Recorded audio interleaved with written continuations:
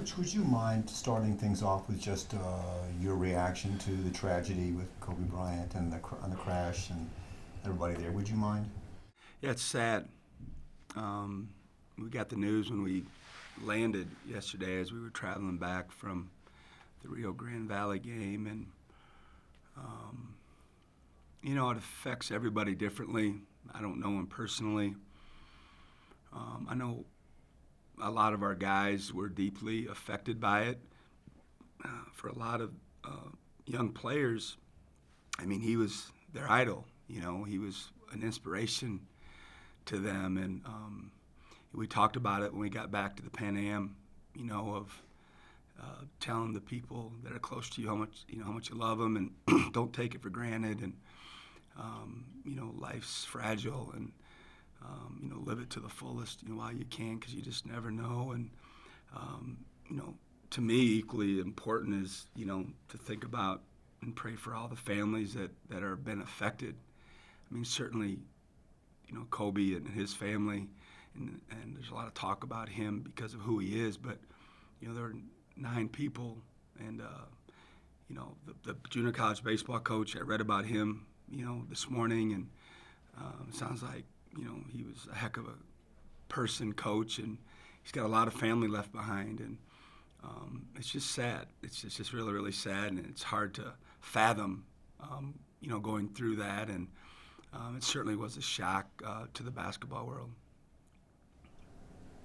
Did you ever have a chance to meet him or talk to him, Kobe? No, I've never met him. In one of his latter years, I had 6-row tickets to Game 2 when they played at the Thunder. So that was the closest I ever got to him. And my family and I went down there and watched him play. And I mean, it was a joy just to see how, all the competitive stuff they talk about him, to see it up close and personal was special, but I had never met him. Can you talk about just your biggest takeaways from this road stretch? Just that we won, considering the circumstances, that was basically the only goal. Certainly, when it's over, it's all about the win or the loss when you play a game. But just to be able to go on the road after Trevelyan's injury and stick together, and I was like a lot of you, curious to see how we'd perform, how we'd react to the situation, and for the most part, we did a good job. So again, the biggest takeaway is that we won another WAC game, and it was on the road, and it was a good win for us.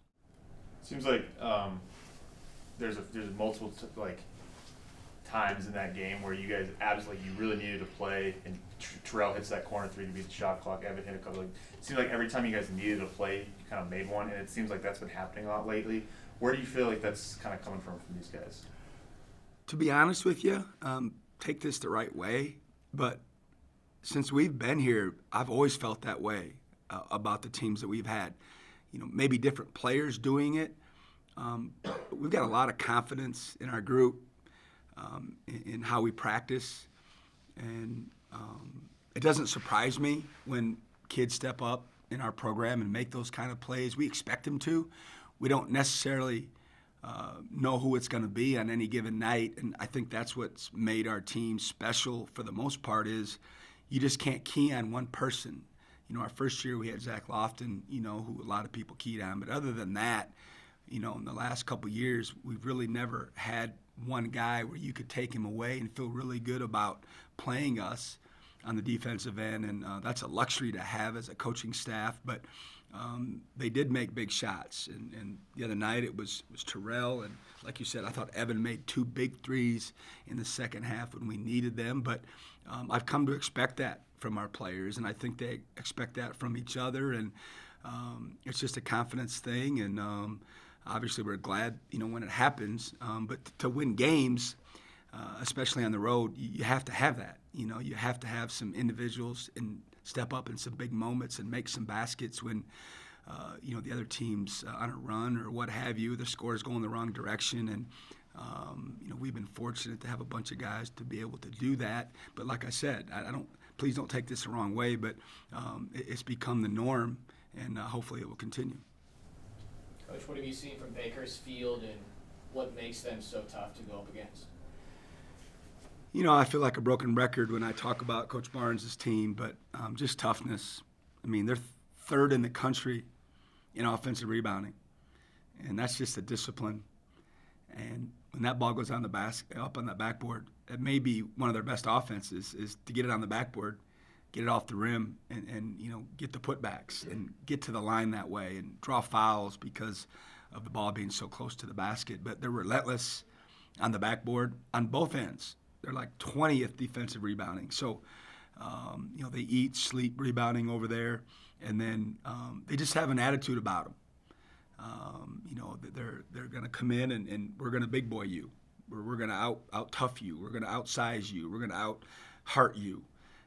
So it starts with that. And, you know, we tend to think that, you know, our program, you know, is built on toughness, rebounding, and defense, but it's going to be tested to the max Thursday because their numbers are better than ours. You know, I'm questioning this team right now, currently, before the game, during the game, after the game, about our rebounding prowess because it's not what we're used to. And if we don't rebound the ball well on Thursday, it'll be a tough night for us. Coach, 5 players in that last game with at least 3 assists for you all. Actually, the first time that's happened this season. Kind of just talk about the ball movement and how that's something you guys can build on. Yeah, our ratio of baskets made to assisted baskets has been really good, especially of late.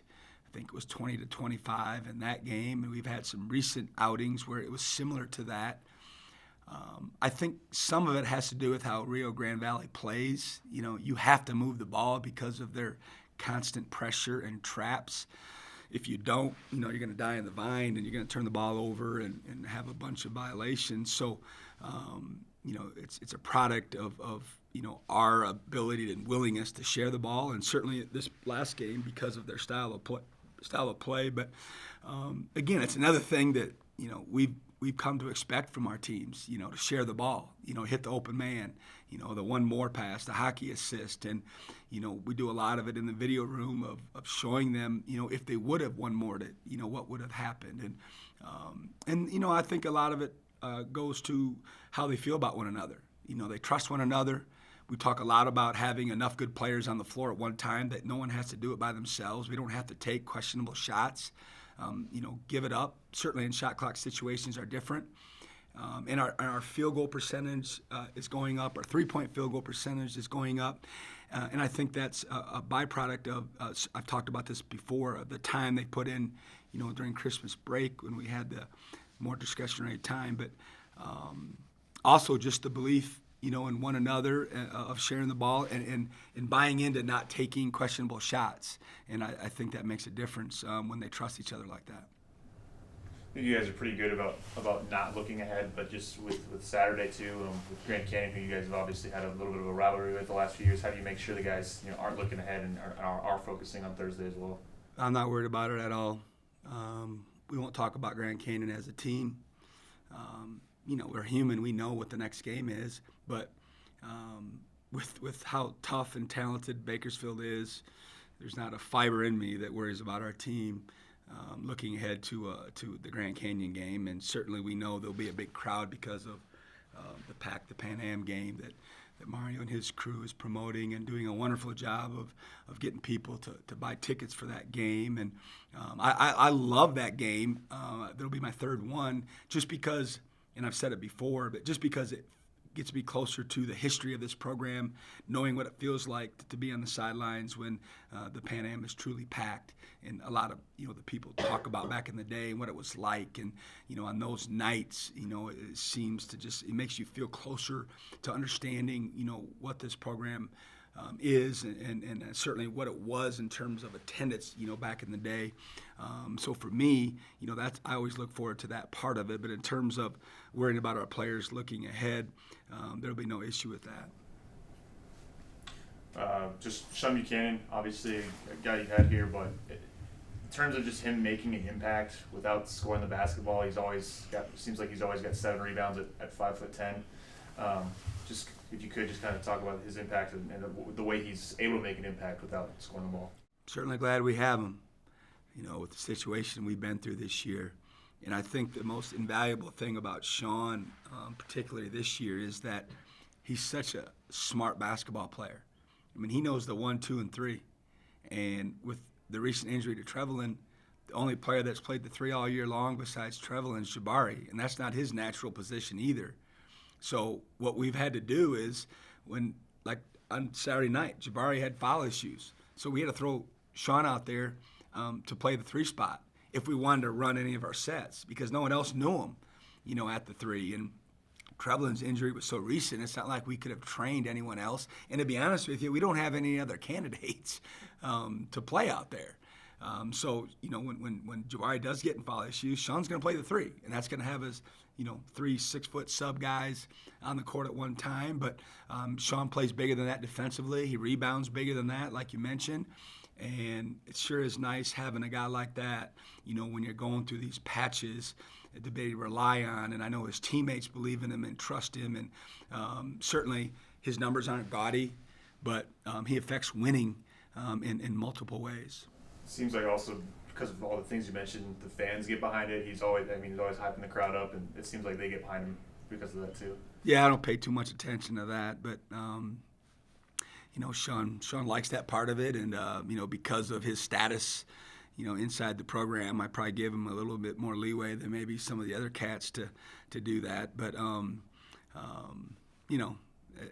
these kids, they want to soak it up. It's a senior year, and it's his last go around, and he's trying to soak up every minute of it.